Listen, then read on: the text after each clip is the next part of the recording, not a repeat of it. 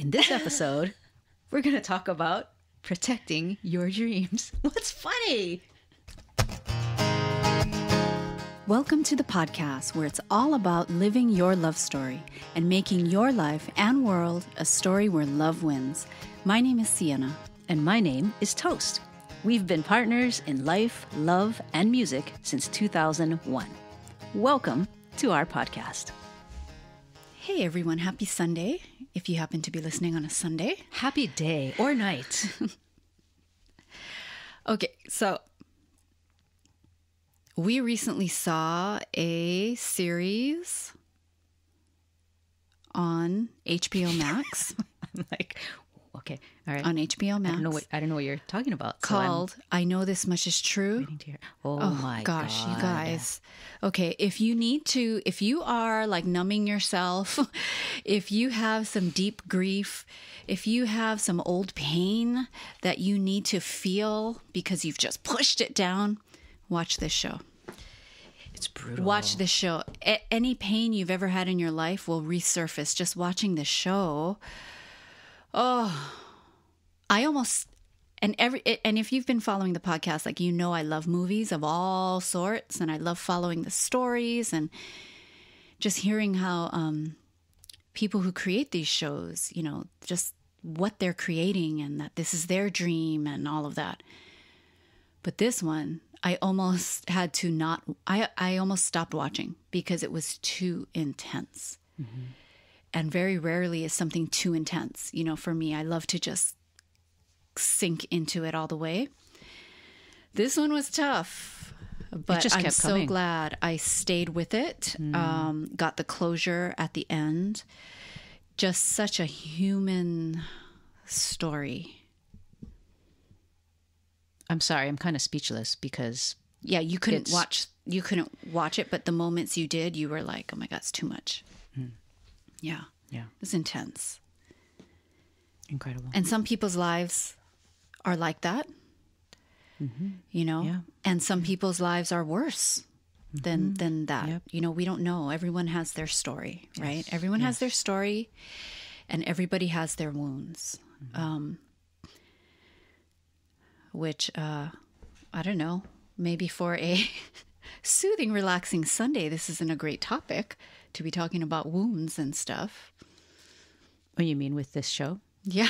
What is it called again? It's definitely not a relaxed Sunday show.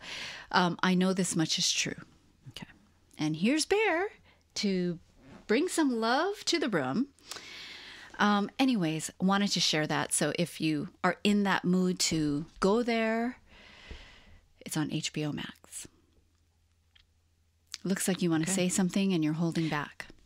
No, I think that's a whole nother topic we would have to go like off on. So I'm not even going to open that door. Going to stay out of that door. Do you want to just open it slightly and put a toe in? No, I can't. I'm really bad at doing that, I think. Yeah, you have to shove your whole self through. You can't just do a toe. Yeah. But I do want to just give a quick explainer to people who may be wondering, what is Love and Above Cat Club and what is Bear? So loveandabovecatclub.com.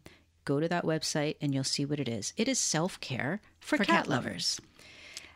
And Bear, who just disappeared. Bear is the name of our pet cat. Yes.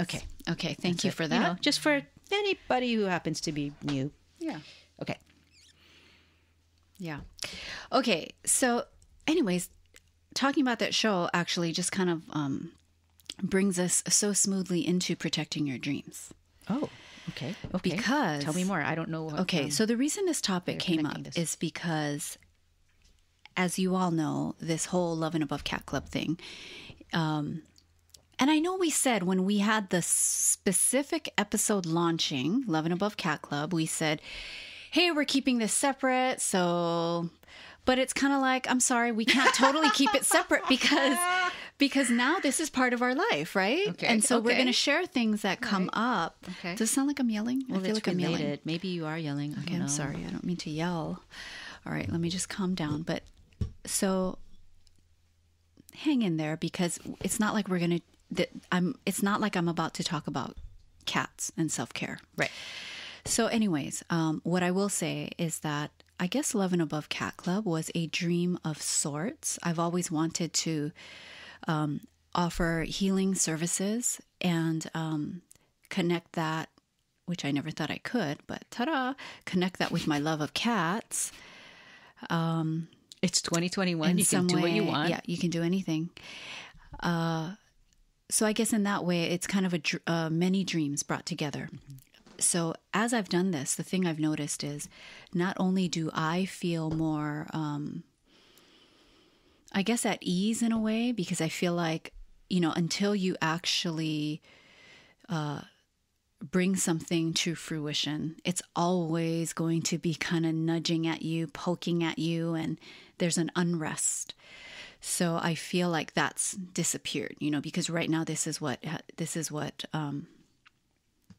I've brought it to fruition, and now I'm moving on to the next step, right? Mm-hmm. Which is to deal with and to heal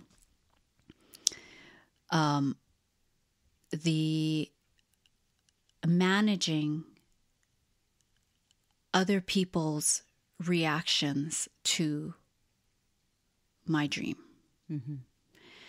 Because every time you step out, any one of us, right? Anytime you step out and you step towards your dream and you bring it and you give it the light of day and you say, here, universe, here, people, here it is. You also give permission and you create the safe space for other people to do that. So that's a wonderful thing. People see it and go, wow, I needed to see that today. I'm going to do my thing. So in a broad way, in broad strokes, you are giving other people permission. And I love that aspect. At the same time, you will also, and it's inevitable, you will also push people's buttons who feel they can't start their dream or work on their dream or feel like it's impossible, but then they see you doing it. And sometimes you push their buttons and they will have a reaction where it's pushing your buttons. So just button pushing happens, and so because of that, I've been experiencing some of that. Not an overwhelming amount, I would say, which I'm very, very grateful for. But it does show me, I guess, it mirrors the doubts I have in myself about whether I can do this, whether I can keep up with this, because it's certainly a lot. So a lot is coming up.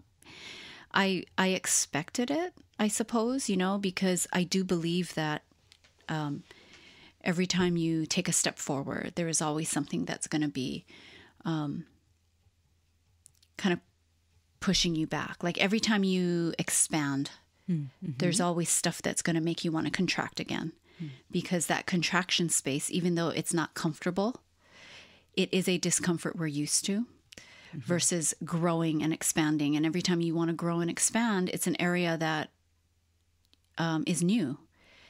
Yes. Which will have a different kind of discomfort, an unfamiliar one. Yes. So as I've been expanding, I've been, encountering a lot of fears and like, oh my God, I can't do this. And oh my God, how do I do this? And all of that. And then there will be people in your life that will mirror the doubt that you have in yourself. And it's not fun. Yeah. It's hard. And I think the aspect of difficulty and challenge that we feel about it is why... The push-pull, you mean? The push-pull part? Yeah, and the feeling of being opposed. Yeah. The feeling of needing to push through resistance that feels self-generated. That inner conflict, I think the presence of that dynamic, whether it's internal to you or between you and other people, and how much of that is actually the same thing. I think the presence of that dynamic is a big part of why there's language I guess, the language of battle and war and fighting in the spiritual space, or in the self-development space. It's like, you have to fight for this, or, there's a language of violence around it sometimes. And people will, I've heard criticisms of that. It's like, we have this battle mindset. Like, we have to, why do we have to always talk about fighting this, as though that in itself were a bad thing. And I think it's good that we're conscious of that kind of language, and that kind of mindset. But I guess what I'm saying is that there's a reason for it, and it's a real reason. It's not simply that we're such flawed creatures that we somehow have a fetish for violence. Right. I don't think it's purely that. Yeah. Although I think sometimes that criticism is leveled at humankind. Yeah.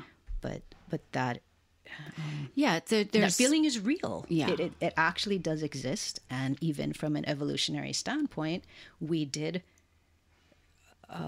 live in a world where it was eat or be eaten.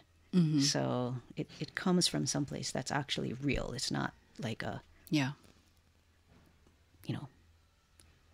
we're not just completely psycho. Yeah. And fixated on and we're violence. not just like an asshole. We're not just all assholes. Right. Yeah, and that's the thing. If we are, it's for a good reason. And that's why that show that I mentioned, I know this much is true. It's like, one of the things apparent when you're watching it is you see the wounding. It goes from present day back to when they were kids. And so you see the wounding that the now adult is carrying from childhood. And so, I think something important to realize is like, well, for me to remember is that, as I have a reaction and feel hurt by someone's response to a dream I've put out in the world, right? That I had been protecting and hibernating and simmering, right? Just keeping it totally protected, building, and then putting it out in the sun. And then having certain people that, honestly, some people I was surprised by their reaction. And that's the thing too. It's like, it's always a shock because you can think you know someone, and then sometimes you're just like, you don't know them at all by something that happens. And I think those are gifts, right? Those are gifts. You can't put people in boxes. You can't assume anything about anyone. But anyways, something that I need to remember is like, when someone has a certain reaction that might be hurtful to me, again, their reaction could be coming too from wounds. Absolutely. From their wounds, yes, right? Yes. My reaction to their reaction could be coming from my wounds. And so it's like, we're kind of all here to push each other's buttons and pour salt in each other's wounds in order to feel the pain and heal it, really. Pretty much. I mean, that doesn't sound fun, but life ain't all fun. Yeah. That's the game. Yeah. And here's Bear again, bringing levity to the room. He's like, this is getting heavy, you guys. But anyways, so it's been such a ride in these past just few weeks. And I do think, though, that at the end of the day, it's really to continue protecting your dreams. We've talked about that before on the podcast. Definitely protect it when you are in that stage of building your dream. And but even when you've taken the cloth off and you're ready to show people, it's like you still have to protect it in a different way. And it's almost at this point now an energetic protection. Yes, to safeguard your dream and to almost hold a vision of beautiful, shiny, like mirrors around it. Beautiful encasing of mirrors around whatever your dream is, so that whatever is happening around it can bounce off, because you're gonna find that it just, it, as much as there's so many people there rooting for you, and I want to say that that's been very true. Very good. Yeah. I'm so glad. Yes, that's yeah, just as it's true, not just and to there's talk actually about more of them. There is way more of them. Yes, let's affirm that. But I think because too, I will say, not to just bring the negative, but it's like, because there are so many more people in your life that will support your dream. Hopefully, I will knock on that. That's been the case here with Love and Above Cat Club. But it is more surprising when those specific people come up and don't. And so you're almost caught off guard, right? So you still have to have your guards up in some ways. You still have to have your discernment. You still have to protect your dreams. But at the end of the day, we all have our wounds. And I think remembering that, we all have our stories, remembering that. And really, anytime you can support someone in an emotional way, in an energetic way, do it. Do it. Do it. Yeah. Because it matters. It so matters. Yeah. And we need to have more of that. Exactly. Than the, Yeah. Those little moments of simple, quiet kindnesses. Mm-hmm. Little moments big. That take 1 second sometimes. Yeah. It's giant. Half a second. It's the accumulation of those little moments throughout our society. That's like... That floods. It floods love. Yeah. It just floods the room. Those are all the little molecular interactions that make up the healthy chemistry of our society. Mm-hmm. Yeah. Yep. Mm-hmm. I like that Sunday sermon. Well, it's it's exactly what I was sharing with you earlier. Yeah. What was going on, prior to doing the podcast, recording the podcast today. It's like, I was telling Tosa, I was like, oh my God, this happened and this happened. And, I was thinking of doing this. What do you think? And all of that. So that's how we decided on the topic today. But it's just shocking when it's someone you don't expect. Well, and it's disorienting. It just feels strange and disorienting, weird and awkward. Yes. Very awkward. Yeah. But anyways, and funny again, humor is fun. It's like sometimes to regroup, I just have to laugh, man. Just have to laugh and then like give it a spacer, and then come back to it. Yeah. Yeah, that's true. Yeah. Anyways. Okay. Anyways, so support each other. Support someone today. Support someone today. Yes. And thank you in advance for doing it. And thank you for all the times you already have done that. Because that's obviously true. We know you have. Yes. Okay. All right. Thanks for listening. Thanks for hanging out with us. And until next time, this is Sienna. And this is Toast. As always, inviting you, encouraging you to live your love story.